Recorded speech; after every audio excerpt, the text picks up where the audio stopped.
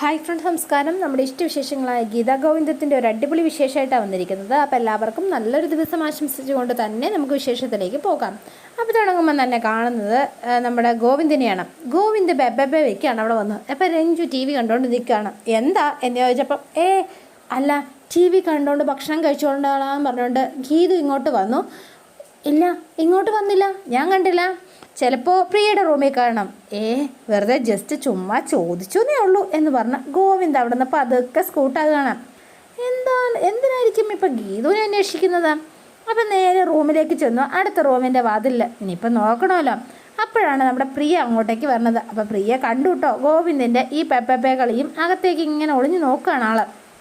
അപ്പം എന്താ ഏട്ടൻ എന്താ നോക്കിയത്? എന്നെ കാണാൻ വന്നതാണോ? അല്ല, നീ ഭക്ഷണം കഴിച്ചോ ഉറങ്ങിയോ എന്നൊക്കെ അറിയാൻ വേണ്ടിയിട്ട് വന്നതല്ലേ?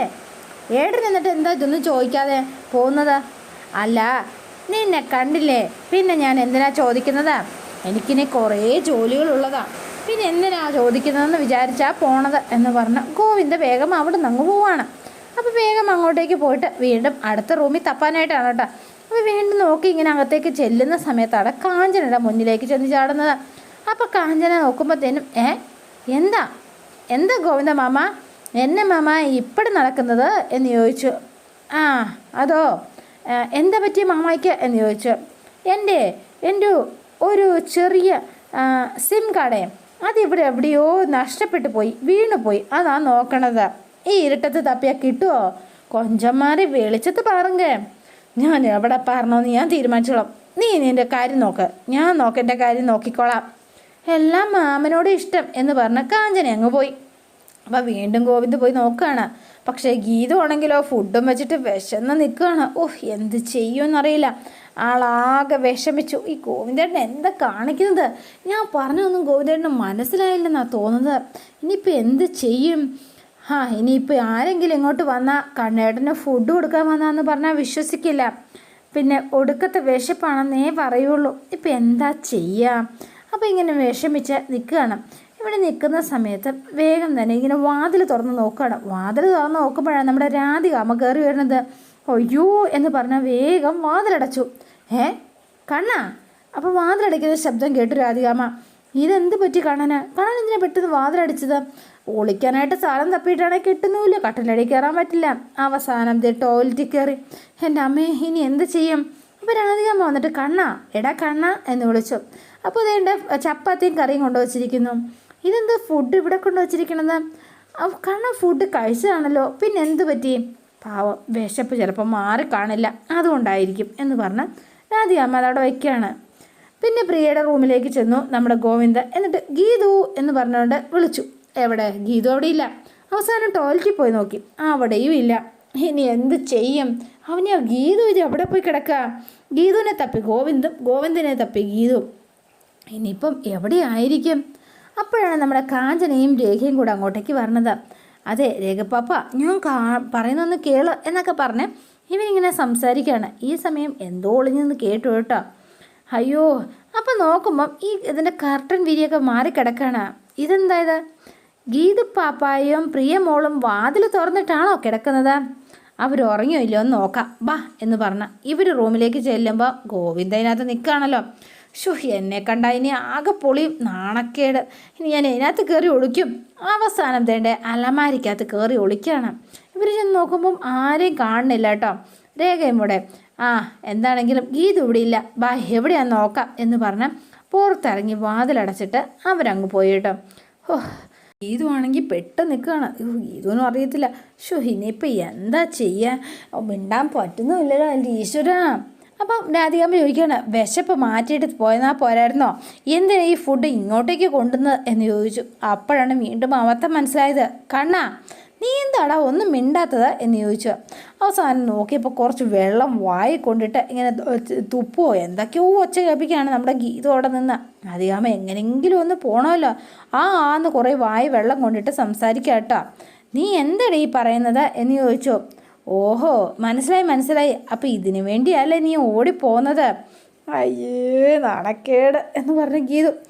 പക്ഷേ എങ്കിൽ ഗോവിന്ദാണെങ്കിലോ അലമാരിക്കകത്ത് പെട്ടിരിക്കുന്നു. അലമാരിക്കകത്ത് നിന്ന് വേഗം ചാടി ഇറങ്ങി പോകാൻ തുടങ്ങിയപ്പോൾ വീണ്ടും ദേണ്ട പ്രിയ അങ്ങോട്ട് വന്നു. അപ്പോൾ അതേ കാഞ്ചനയുണ്ട്. അല്ല, ഗീതു ചേച്ചി അവിടെ മുഴുവൻ നോക്കിയിട്ട് കണ്ടില്ലല്ലോ കാഞ്ചനച്ചി, അവിടെ പോയി? ആ, ഗീതു പാപ്പ ഗോവിന്ദൻ മേമനെ കറക്കിയെടുക്കാൻ പോയതായിരിക്കും. ഇന്നിവിടെ നടക്കുന്നത് ഇന്നാ എനിക്ക് മനസ്സിലായത് എന്ന് പറഞ്ഞു. അതെന്താണെന്നറിയോ, ഗീതു പാപ്പ മാമനെ പണ്ട് മുതലേ ട്രൈ ചെയ്യുന്നു. പക്ഷേ മാമൻ ഡീസൻ്റ് കേട്ടോ, പൊണ്ണുങ്ങളെ നോക്കുന്നത് പോലും പാപമെന്നാണ് നനയ്ക്കുന്നത്. ഗോവിന്ദേട്ടന് അത്ര പാവമാണെന്ന് എനിക്ക് തോന്നുന്നില്ല.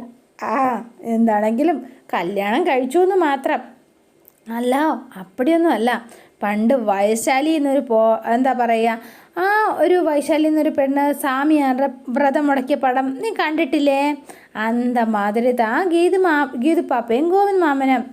ഗീതു പാപ്പ വലിയ വൈശാലി, പക്ഷെ ഗോവിന്ദൻ മാമ ഉണ്ടല്ലോ, ആരെന്നറിയോ?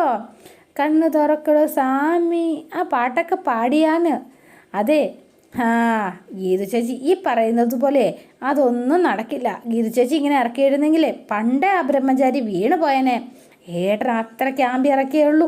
ഇതൊക്കെ കേട്ട് ഗോവിന്ദ് ഇങ്ങനെ ഇരിക്കുകയാണ്. ഇതിനകത്ത് ആംബിയർ ഉണ്ടായിട്ടും വലിയ പ്രയോജനമില്ല. എന്താന്ന് വെച്ചാലേ ഗീതു പാപ്പയെ എന്താണെങ്കിലും ചാരാനായിട്ട് രാധിക മാമയെ സമ്മതിക്കില്ല. അതെ, നോക്കിക്കോ, അവരുടെ രണ്ടുപേരുടെയും ഉള്ളിൽ സ്നേഹം ഉണ്ടെങ്കിൽ അവരുടെ സ്നേഹം ഉടനെ തിരിച്ചറിയാം. ഏട്ടൻ്റെ ബ്രഹ്മചര്യം ഒക്കെ മുടങ്ങിക്കോളും. ആ ശരിയാ, 2 റൂമിലാക്കിയിട്ടാണോടി ദുഷ്ടേ ഏട്ടൻ്റെയും ചേച്ചിയുടെയും ബ്രഹ്മചാര്യം മുറക്കാൻ ശ്രമിക്കുന്നത്. മിക്കവാറും ഈ ബ്രഹ്മചാരിയായിട്ട് ഞാൻ ഇതിനകത്തിരുന്ന് സമാധിയാകുന്നാണ് തോന്നുന്നത്. അലമാരി സമാധി. എൻ്റെ പൊന്നോ, ഇപ്പം രാധികാമ്മ പുറത്ത് ഇങ്ങനെ ഇരിക്കുക. എന്താ കണ്ണാ നീ ഇതുവരെ ഇറങ്ങാത്തത്? പ്രശ്നം എന്തെങ്കിലും ഉണ്ടോ എന്ന് ചോദിച്ചു. ഇനിയിപ്പോൾ എന്ത് ചെയ്യും?